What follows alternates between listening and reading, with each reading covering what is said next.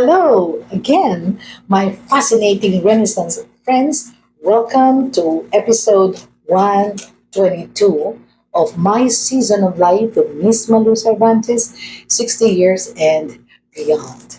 Okay, last two episodes, episode 120 and 121, we talked about the builders of long-lasting relationship. We're taking a pause, a break from our regular programming on, philosophy as a way of life, because this is our 42nd anniversary month, and I have decided, to focus on what makes a relationship last and what could possibly destroy that, and this is my way of telling you our love story, in what I call in a scientific way, because all of the things that I'll be discussing with you is science backed. Okay, so what destroys love? Okay, the destroyers of long-lasting relationship. After talking to you about the five builders of long-lasting relationship in the past two episodes, we will be talking about what breaks long-lasting relationships. Again, science back. Okay, and I'm sure you're really saying, why will we talk about the negative? Okay, it's enough, to say that open communication and shared goals and responsiveness and, coping together and all of that, that would be good enough. Why even talk about the negative? Okay? Because what we do not know could erode, love. So knowing that, we could guard against it and maybe repair it and protect what is precious. That's why we need to talk about that. Okay, so for 42 years, I think all of these top five destroyers have knocked at our doors. Well, we gave in, to one or two, but we were committed enough, to realize, no, we're taking back, our life and building it back again. Right? So, from our experience, okay, we've learned that if we are not vigilant, okay, this can actually destroy long-lasting relationship. Okay, so destroyer number one. This is a new term that I discovered from this research. It says phubbing, spelled Phubbing. So that's Papa Hotel. U is Universal. Bravo, Bravo, India, Nancy, Golf. Okay, phubbing. It's short for phone snubbing. Okay, phone snubbing. Okay, recent studies call it phubbing when your attention is on your phone instead of your partner. Wow! It may seem small, but repeated often, it sends a message. You're not as important as this screen on my cell phone. Can you imagine that? Research shows that phubbing lowers intimacy. We just talked about intimacy as the number one builder of long-lasting relationship. This one now, of course, is the opposite. It lowers intimacy, increases conflict, and weakens trust, according to research. You know, I felt that myself before. Okay, but it's not so much phubbing. Maybe we could say thieving. Okay, because before the cell phone became the tool that separates couples in the bedroom, it used to be TV. Okay, of course we don't have TVs anymore. We have our cell phones too, where we can do everything and anything. Okay, but I just recall that when I want to tell something to my husband, that was many, many, many years ago. Okay, one of those things which nearly destroyed our 40 years of loving togetherness.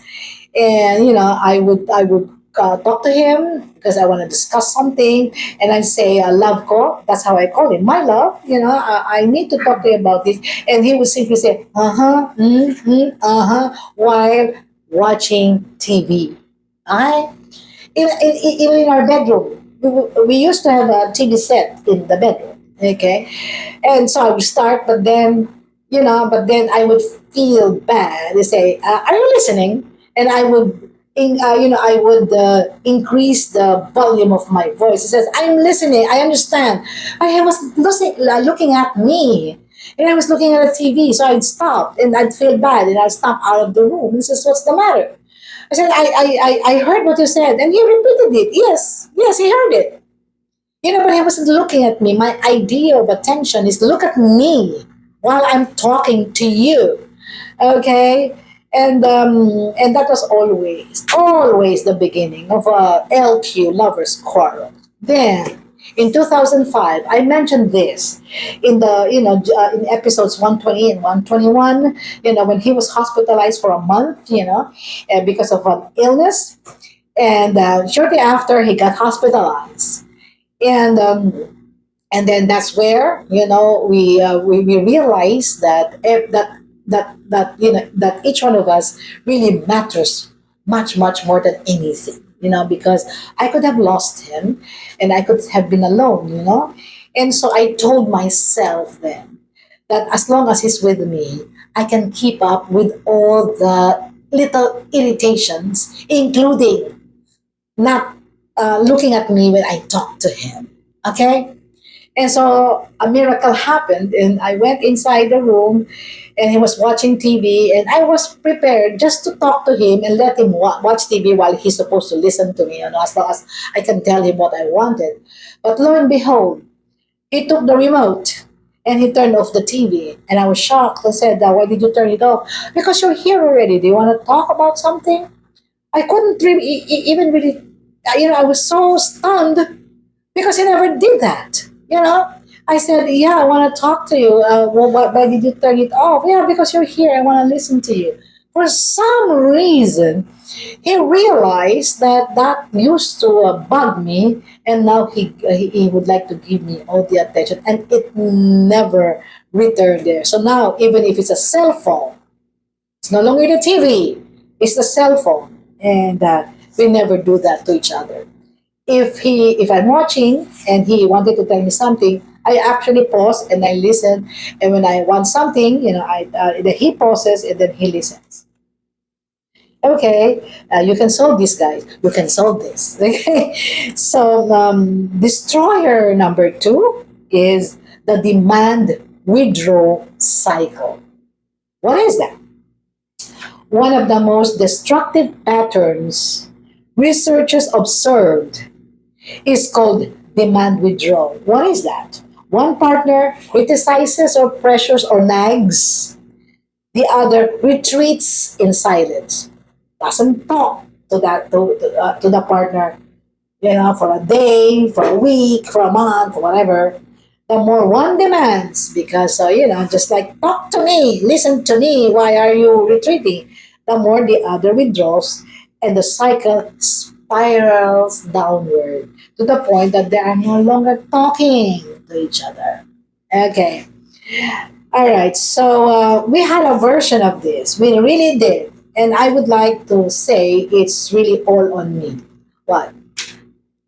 My husband is a type of person who wants to make amends immediately after a disagreement. Like we disagreed, and I would say, "Okay, fine," and I would just keep quiet.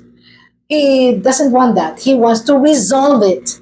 So he pushes me to listen and talk about it right there and there. Okay? But I am the type of a person who needs space to process. But he would insist, that we talk and resolve. Okay. I said, "I'm not yet ready because I'm still seething, with disappointment, anger, irritation, whatever you call it." But he wants it to be resolved immediately, to the point that we again, quarrel about that, because I need space, because I told you I am not this kind of toy that you wind, that you rewind, wind, and let it go. No, I'm not like that. I need time and space. What? To blow steam and to process and to think about that until we said there must be a better way of doing this. So I said, okay, I know you wanted to resolve this, and I appreciate that. It's just that, can you give me at least 30 minutes, just to make sure that I can talk to you without shouting at you and things like that. Don't worry, okay. We will talk about this. Okay, just give me space. And he would get the message, and it was difficult, but okay. So that's what we did. So when we do not see eye to eye, and I said, give me time. And he will just go out, give me space, and then I will really take a deep breath and try to process this and try to tell myself, okay, okay, fine, fine. Maybe we can talk, and go see him and say, okay, I'm ready to talk and things like that. Okay? So, that is very toxic. So the second destroyer is toxic conflict patterns, especially demand and withdrawal. Okay, the last three are kind of heavy, and I do not want to push it. But suffice it to say that you can see a pattern here, whether it is a builder or a destroyer. There seems to be common denominators, and we will put it together. After I finish the last three destroyers. Okay, so until then, okay, if you resonate with what I have just shared with you, okay, the first two destroyers, and I'm sure number one, is very very what sensitive issue, because everybody of us, deals with our cell phones and want to do with it. I'd like to hear from you. So let's engage. Okay, let's engage and give me your comments. And my friends, started already telling me, I like your first two episodes. I'm really looking forward, to the rest of the rest of the destroyers. Okay. So until then, my friend, I will see you in the next episode. Okay. Don't forget to like and subscribe, and together we will navigate this. Okay. Goodbye.